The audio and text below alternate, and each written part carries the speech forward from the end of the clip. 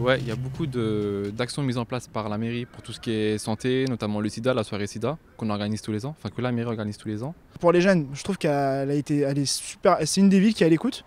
Je suis parti dans d'autres villes un peu, mais il y avait pas autant d'écoute envers les jeunes. Et c'est vraiment bien. Déjà, il y a un pige juste là. Il y a la journée santé sida, il y a la municipalité qui a, il me semble, un service de santé, effectivement, qui sont assez très actifs. Surtout les préventions pour les adolescents, pour les personnes âgées aussi, il y a des aides à domicile qui sont pas mal. Il y a aussi pour les jeunes toutes sortes de loisirs qui sont organisés. Par exemple, dernièrement, qu'il y a eu la campagne avec monsieur le commandant de la police, c'était très très bien. C'était pour prévoir pour les personnes âgées, il y avait une réunion pour les personnes âgées, pour leur donner des petites idées, même infimes soient-ils, pour éviter de se faire agresser.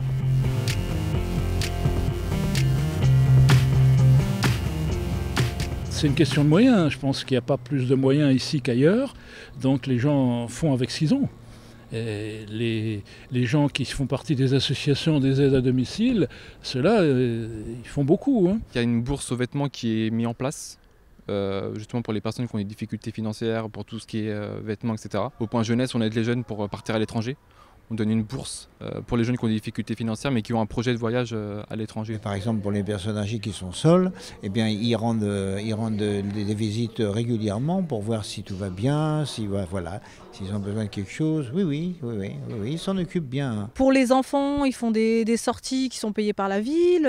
Ça, moi, ça me concerne parce que j'ai des petits, donc je suis contente de voir qu'on nous aide et que nos enfants feront comme tous les autres enfants. Peut-être l'accès un petit peu aux écoles justement qui ont été facilitées, ouais.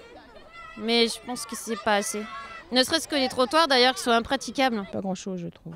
À part une place par-ci, par-là, mais bon, encore une fois, c'est pas respecté. Si d'autres gens s'y mettent, c'est pas contrôlé, donc non. Pas forcément, parce qu'il y a plein de gens qui sont handicapés qui n'ont pas de place pour leur véhicule, par exemple. Donc j'ai vu qu'ils avaient fait un effort au niveau de Mitré-Claye. Ils avaient fait une place pour du côté des logements Trois Moulins. J'ai vu qu'il y avait une place, mais il manque des places handicapées. Ouais.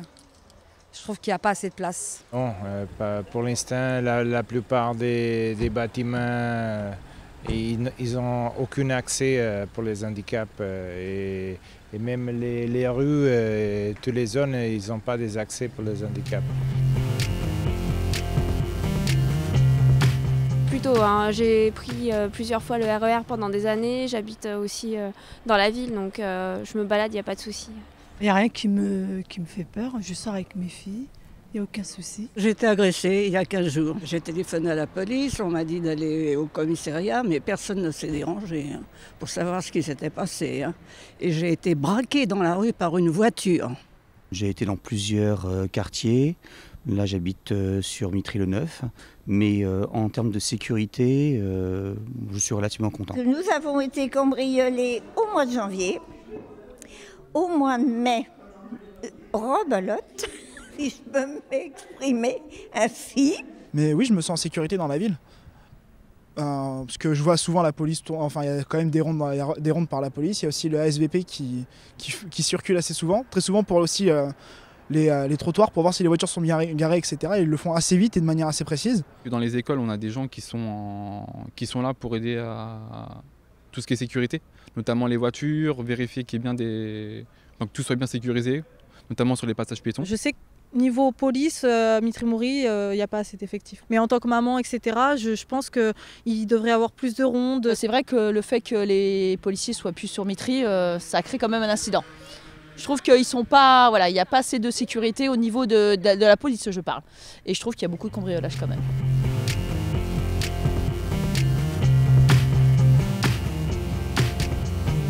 Alors il y a un centre de planification et d'éducation familiale qui est là près de la gare.